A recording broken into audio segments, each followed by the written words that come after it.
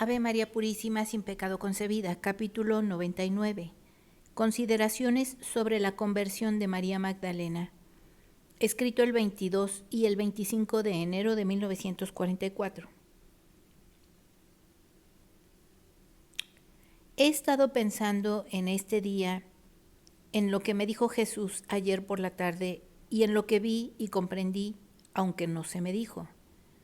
Nada más por no dejar, le digo que la conversación de los invitados, en lo que pude entender, esto es, la que dirigían a Jesús, giraba alrededor de las nuevas del día.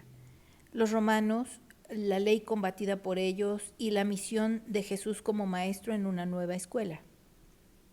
Bajo la aparente benevolencia podía uno caer en la cuenta de que eran preguntas maliciosas y capciosas para hacerlo caer en algún lazo, cosa que de ningún modo fácil, porque Jesús con pocas palabras daba unas respuestas justas y concluyentes.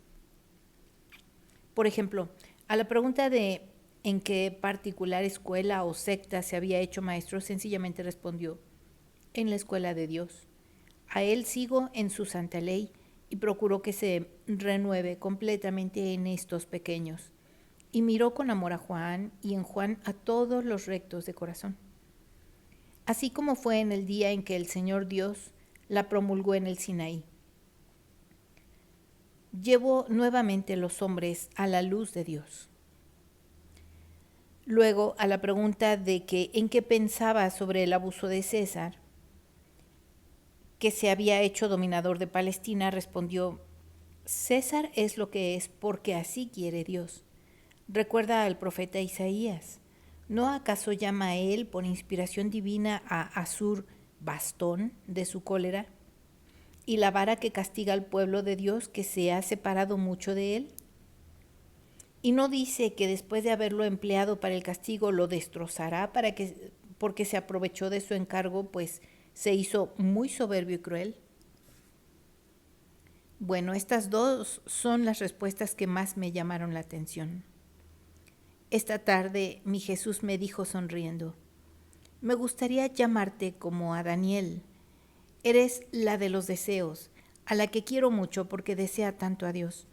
Podría decirte lo que mi ángel dijo a Daniel: no temas, porque desde el primer día en que trataste de comprender y de castigarte en la presencia de Dios, tus oraciones fueron escuchadas, y por eso vine. No es el ángel quien te habla, soy yo quien te está hablando. Jesús. Siempre, María, vengo cuando alguien trata de comprender. No soy un Dios duro y severo, soy misericordia viviente, y más rápido que el pensamiento llego a quien se vuelve a mí. Lo mismo hice con la pobre María de Magdala, que estaba tan inverterada en el pecado.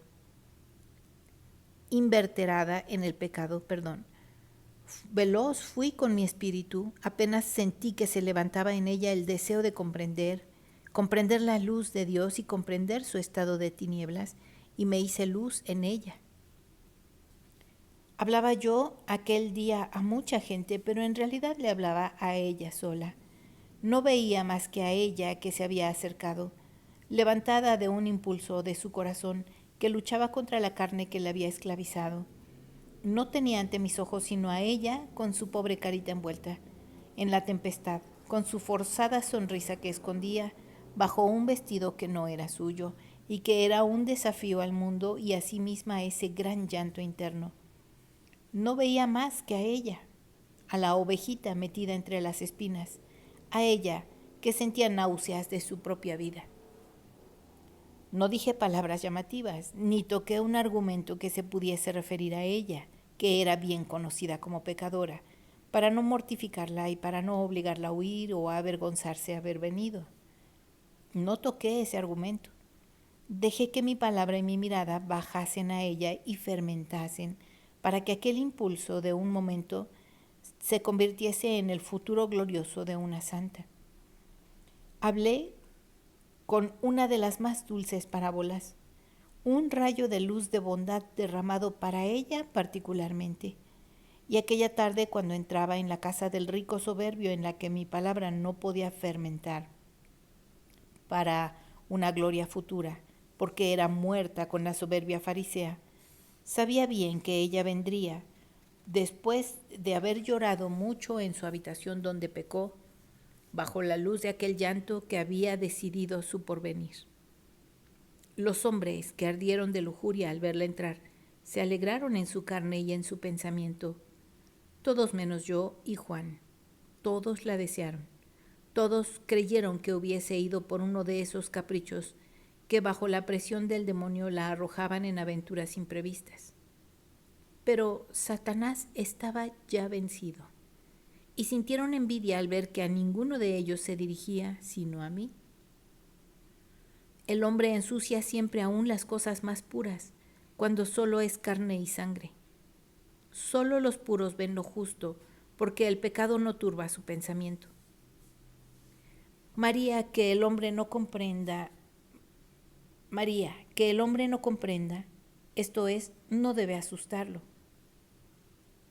Dios comprende y es suficiente para el cielo. La gloria que viene de los hombres no aumenta con un gramo la gloria que es la suerte de los elegidos en el paraíso. Recuérdatelo siempre. La pobre María de Magdala fue siempre juzgada mal en sus buenas acciones, pero no en las malas, que se prestaban a ser bocados de lujuria a la insaciable hambre de los libidinosos. Se le criticó y se le juzgó mal en Naín y en la casa del fariseo, que se le criticó y se le reprendió en Betania también, en su casa. Juan da la clave de esta última crítica y dice: Judas porque era ladrón. Yo añado el fariseo y sus amigos porque eran lujuriosos. ¿Ves? La voracidad de los sentidos, la voracidad del dinero levantan su voz para criticar una acción buena. Los buenos no critican jamás. Comprenden. Pero te repito, no importa la crítica del mundo, lo que importa es lo que piensa Dios. El Señor te bendiga y te guarde, haga brillar su rostro sobre ti y te conceda su gracia. El Señor vuelva su rostro hacia ti y te conceda su paz.